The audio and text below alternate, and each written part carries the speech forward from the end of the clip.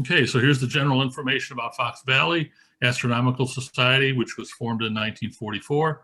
And our charter is to provide mutual enjoyment of astronomy in the community and afford an educational forum for everyone. We're also a member of the International Dark Sky Association and NASA's Night Sky Network. And for the membership information, it's $25 for a fiscal year starting June 1. No difference between family and individual memberships. You get the electronic newsletter.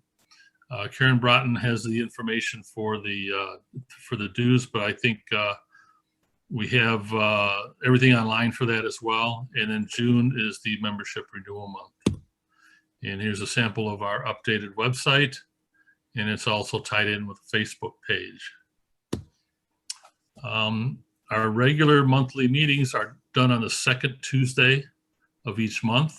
And without COVID, we normally, Monday. Second Monday of each month. Sorry about that, everybody. Normally, we meet at Peck Farm Park, but with COVID, we've been doing the Zoom meetings, the last 8 or 10 meetings. So any of these dates, make a note of it. And if you want to make a presentation, just pick a day, let me know, and we'll go from there.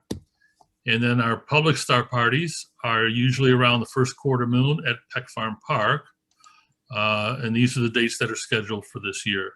And again, these are all up in the air based on COVID and who might be available once restrictions are lifted or people get vaccinated. So we'll figure out who's going to be out there at Peck Farm. I got the treasurer's report from Karen. And so we had $28.93.85 last month, $25 receipt, and then the new balance of $29.18.85. So a motion to accept that. So moved. Second. Second. And then all in favor? Aye. Aye. There was a question again that came up. Greg sent me an email and I forwarded it to Mark Christensen, and we talked a little bit about going over to PayPal so we can get rid of the checks and have direct payments to the Fox Valley Club, either for donations or for memberships dues. So that's something that Mark and I and Greg maybe will pursue with Karen and see where we can take that. Mark, you want to say anything, or Greg, you want to say anything about it? No, there's really no technical reason we can't do it. It's simply a matter of creating a PayPal account for the club and linking it to our Chase checking account and using it for receipts only in the near term, not disbursements. Right. There's a small difference between a general business account and a non-for-profit account, but at $25 a member, it's like 2 cents difference or something like that. So there's no reason to even worry about the non-for-profit status, because our status is that of a social club, not a research and education organization, which would create a complication given the way PayPal is structured. So we would just set it up as a general business a PayPal account. Like I said, it would make 2 or 3 cents difference on a $25 membership. So there's no technical reason. There's no technical reason we can't do it. We just need to coordinate with Karen. Yeah. Okay, so we'll have a email exchange or a Zoom meeting about this and try to move forward with it. For the minutes of the January meeting, they were published in the newsletter. So I want to thank Mark Pastor, who I don't think is on the call tonight, and Andy for taking the PowerPoint and turning it into the meeting minutes. So just need a motion to accept the meeting minutes from January. Move. Second. All in favor? Aye. Aye. And then thanks again to Mark and Andy for taking care of that. Now we can go through the updates from the different people. Mark, you want to talk about Groups IO and especially for the newer members? Well, I mean, as Groups IO is the mechanism by which we, invite members to these meetings, inform members about club-only events, and distribute the newsletter.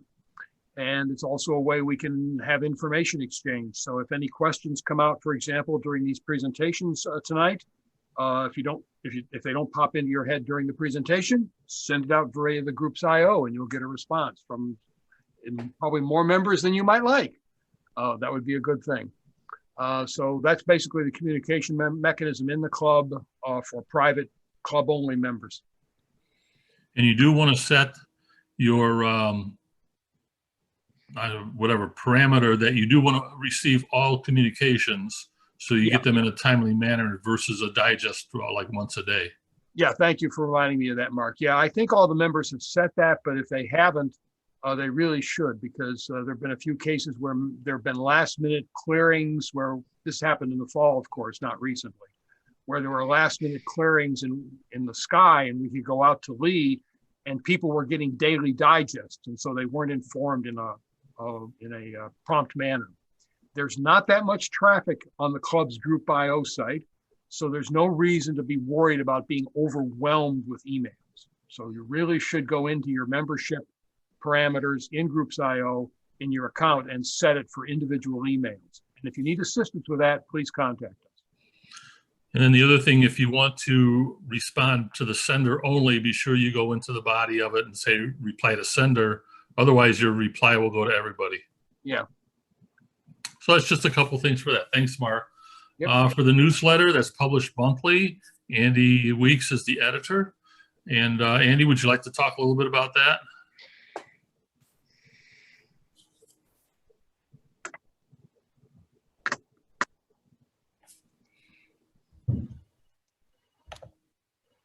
Oh, you're on mute. You're on mute.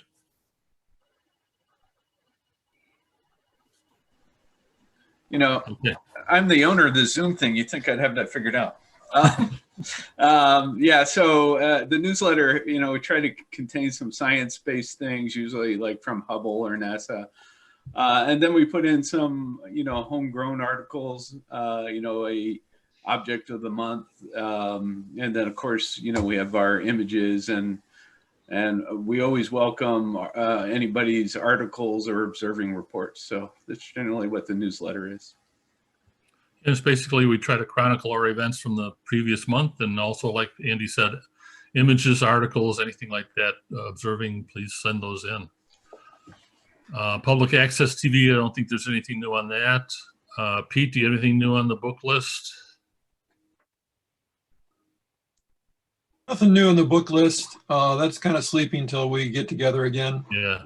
Okay. On the experience file, Libby added her name to it, and that brings us up to 13. Okay, great. So for that, what the purpose of that is the database. So Walter, if you want to go into that on the Groups IO, I think that's where it is, right? Yeah. Yeah. To the file section. And take a look through that. You can see who's got experience that they're willing to share with you, but also put yours in there too. And then it's a good cross-reference. So if you're looking for anything specific, it might give you a heads up on who to contact for that. So Groups IO is an app, or? No, Groups IO is basically it's a mechanism like Yahoo Groups used to be, for small communities to communicate amongst themselves. So it's got this email mechanism, which we talked about, for announcing events and for, you know, alerts for things in the sky, but it also has a files and a photos section where people can deposit things for reference purposes for other club members. So when people join the club, Karen sends their email information to me, and we then automatically send out an invite to join the club, to join the Groups IO section. You'll also find there's a lot of interesting forums on Groups IO that are not related to this club, but are dedicated to specific telescope equipment, specific image processing tasks, and things like that. So there used to be something when Yahoo still existed corporately, there was something called Yahoo Groups that filled this function for a decade. Well, Yahoo Groups has gone away. It's been deprecated, so to speak. And so most groups that use Yahoo Groups have migrated to Groups IO, whether it's for telescope mounts, particular types of telescopes, cameras, or clubs. We've all migrated to Groups IO. Okay. So once you get into Groups IO, you'll find there's not only our organization, which we restrict only to paid members, but there's also other free ones that have other specialties. equipment, techniques, and so on. I appreciate it. Yep, I will definitely look into it. Okay. Okay. Walter, I And put, we it, have, I put it in the chat for you. So if you look, Okay. I'll have the link there. Oh, okay. So we also have new member packages that were just redefined and redone. So Mr. Bob Butwell and Al Spagnola will make sure that you know about those. Yeah, and they're in the file section of the group's IO. Right. Great, thank you. Greg, you want to talk about Facebook and the website a little bit? Okay, well, as of a few minutes ago, we have around 250 likes and follows on our Facebook page. So we have a little bit of a following. That's also where the event for tonight's meeting is listed under the events on our Facebook page, and also the Ask the Astronomer event, which I see is down here at the bottom. As far as the website, there really hasn't been any updates to the website, but we do get occasional email questions from the general public who are curious about different aspects of astronomy. We got one, which I think a teacher was asking for some help, and I think Mark Wagner reached out and is going to help this teacher. So that seems to be working on the website.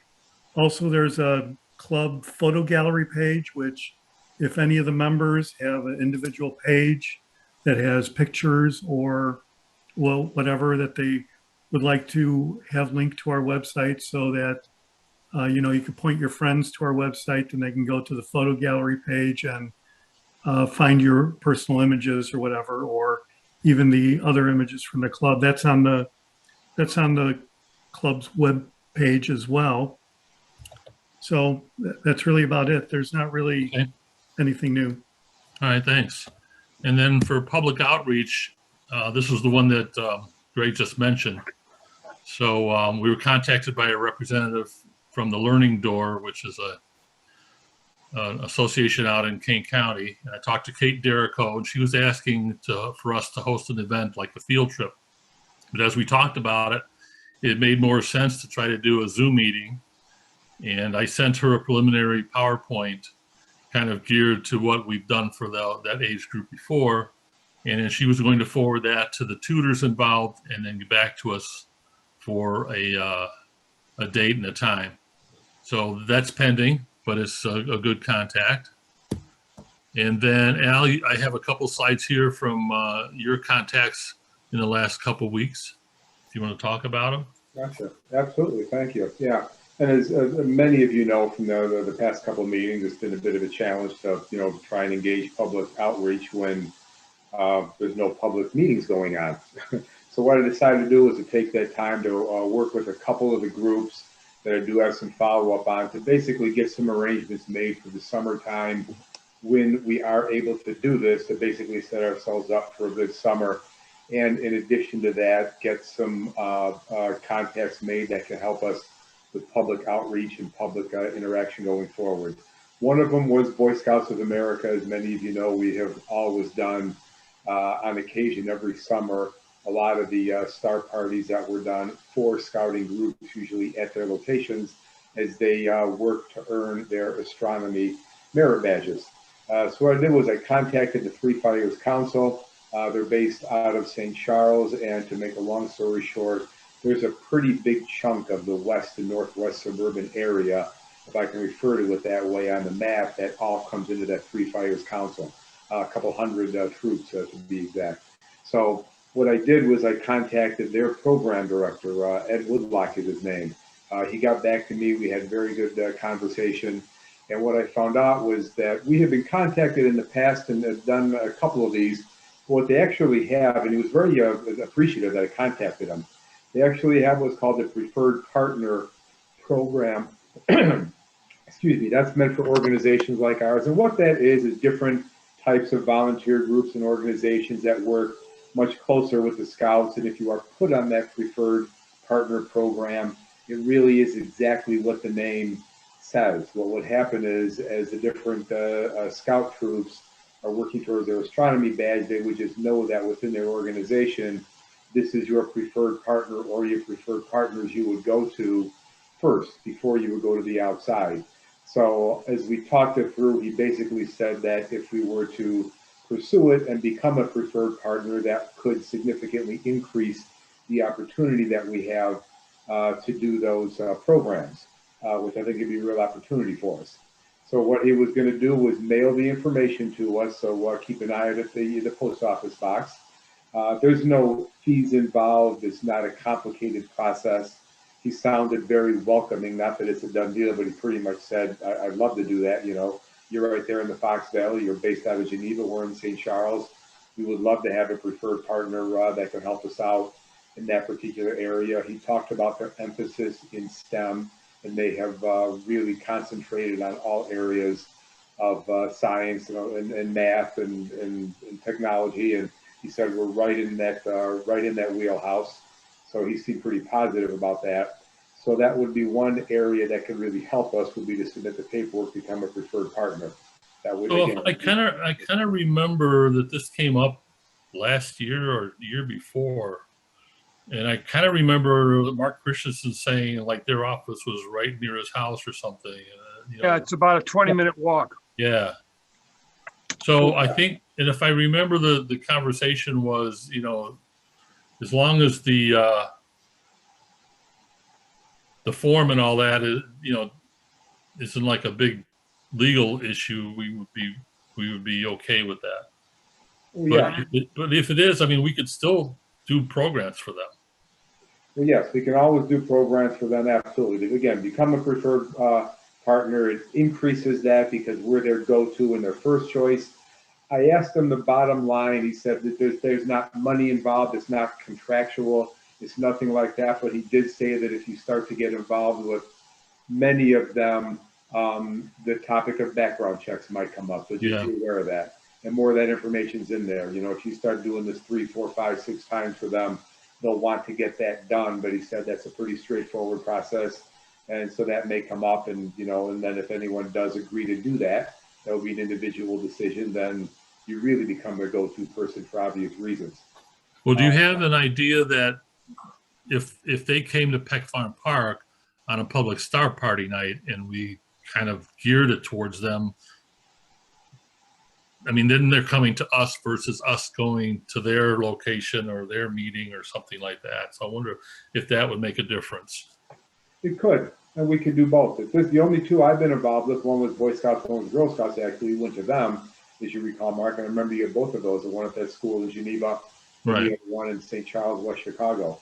Yeah, So, and those were kind of like one-off, you know, once a year things or something. Okay, we'll take a look at that. So, and then the second with them before we move on is that they also have a this summer they have a camp up in Elgin, Camp Big Timber, and they do a 4-week outing there, and that's big. There's hundreds of kids there, and he already said they are lining up many of these STEM-oriented programs, and that would be on site there. And he seemed pretty excited about that. He said, you know, we would, you know, again, this was initial conversation, but let's stay in touch, Al, because we could definitely talk about putting something together to go up and do a presentation or presentations during that time when they have this big scouting event up in Elgin. okay. When do we expect this information to be mailed, and is it explicit that it will go to the 38 post office box in Wasco? Yes, yeah, I gave him that. We repeated that. So yes, yeah, he has the actual PO box in Wasco. That's where he's sending it. I will follow up with him maybe end of this week if, you know, you guys don't tell me that you have it. He's, you know, one of those, I'll get it out to you, Al. That all goes through Karen. I would strongly recommend you call him and ask him to send it to Mark Wagner and myself and give him our home addresses. Got it. Okay, we can do that. Okay, sounds good. Absolutely. That way we're not putting the onus on Karen to, go get it and then send it to us, and, you know, it just gets more complicated. Gotcha. No, And understood. If necessary, I can drive down there and talk to him. It's, Yep. a few minutes from my house. Yeah. But again, very encouraging in that it has possibilities on several aspects to increase that, and with their kids and their scouts, which should be kind of fun. So it's got some possibilities. Yeah. Secondly, you know, I did have conversation, Libby, with our, well, your friend, hopefully my new friend, Stephanie Ryback, at the planetarium. And yeah, I'm glad you got with her. That's great. oh yeah, yeah. So really what you had was, and again, I put right in there, as we know from your conversation with her, she was very welcoming. The Wabanzi High School Planetarium, they have a good and long relationship with the Naperville Astronomical Association. That's in their district, so nothing is going to change with that. They have, I didn't know this at the time, actually 2 small observatories at their location, which is the very south end of Naperville. However, you know, this was her comment to me. We're close neighbors. She sees a lot of value with that.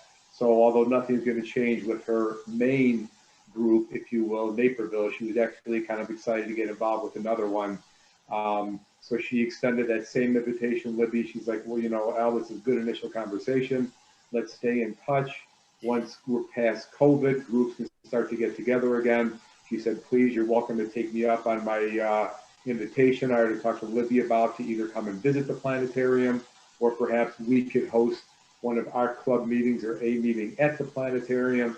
And of course, I reciprocated and said before the summer's over, once we get past COVID, then maybe she can come to one of our meetings, one of our star parties, and get the relationship going.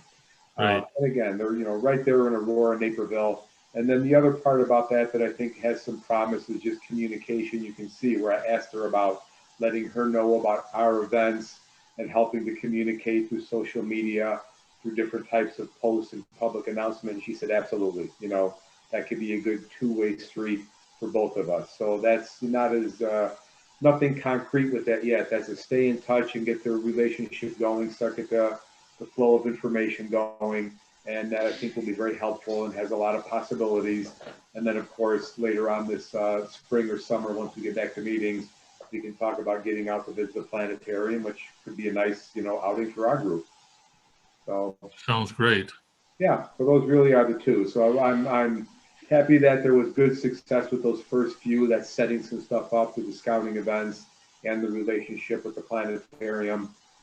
Any other groups or organizations, we still have downtime. We're, you know, a couple of months away from COVID going away, so I'll continue to make local contacts. If any of you, a name pops in your head of a club, organization, a group, or a person in the astronomy community that, you know, you think would be of value for me to contact, let me know. You know, I'll get on it and we'll keep spreading the word. But this is what we have for the first two. And so far, we'll get some good results from both of them. Thank you, Al. This was another inquiry from general public. We got an email, and I did not see that anyone replied to this one. It's from a person named Keith Kilroy. He has a Meade LX90 that needs repair, seeking suggestions of services that can assist him. Sent from his iPhone. So if somebody wants to take a look at that, let me know, because I can forward the email we got, so you can get his email address. And I don't know anything about the Meade stuff, so I did not reply. Anyway, I'll put that out. I'll forward that to the whole group again after the meeting. And then Peck Farm Park, Mark Christensen was contacted by Christine Shield recently. So they're working on the summer brochure, and she was wondering if we would be interested in scheduling some summer stargazing parties. And so she gave us 4 dates: June 12th, July 10, August 14th, September 11th. And if you look at the bottom third of the page, I looked at that. The June 12th date is a new moon weekend, but we have a week later a public star party. And July 10th, same thing, new moon weekend. And July 17th is a public star party. August 14th, we already have a public star party scheduled. And then September 11th is near first quarter moon, but we have September 18th scheduled as a public star party. But So not communicated to her. we didn't send that to her yet? No, because of the COVID situation. The fact that she's reached out to us now changes the game. But we never communicated the dates for this year to her, but we made a decision to do that. Okay. So she purely chose the dates of the 12th, 10th, 14th, and 11th based on what she observed from it just so happened that last year it worked out to be the second Saturday rather than the way we really do it, which is the first quarter moon, which is what you picked. Right. And so, Mark, you're going to contact her with these alternate dates for the public star parties. I mean, for these stargazing parties, as she called it, right? Yeah, the 19th, the 17th, the 14th, and the 18th. Right. And I'm sure she'll accept them because she was purely basing it on what she observed from prior practice. Okay. Heard. So Sounds I'm sure good. she'll respond positively. And you didn't include it, but she also mentioned in her email that, hey, if the situation isn't improved, we'll just cancel the event. Right. Right. There's no risk in saying, yes, we'll do it, because if it's not safe to do it, we won't do it. Right. Okay. Sounds great. Thank you. So if do the members, I mean, do we need to ask the members to concur with this?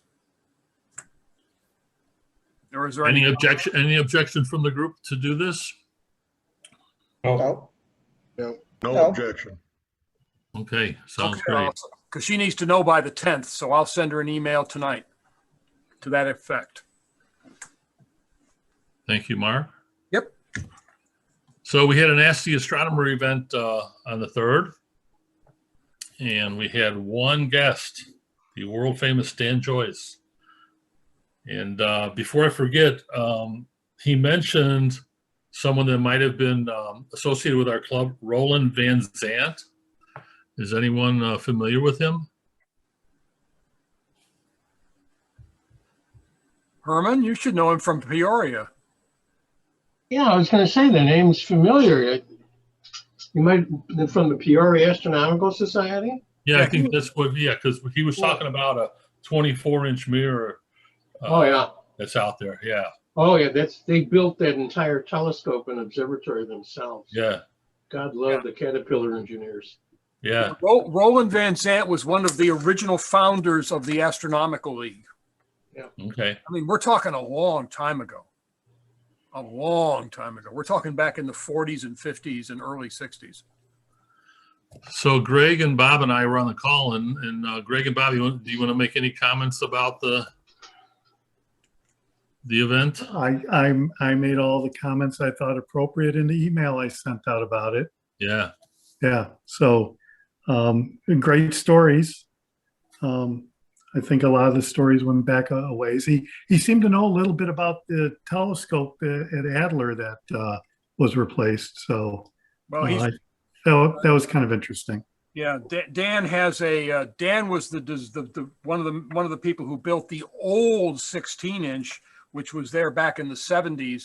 So he's been upset ever since then when they replaced it with 20. That's right. Right. That's exactly what I calculated. Yeah.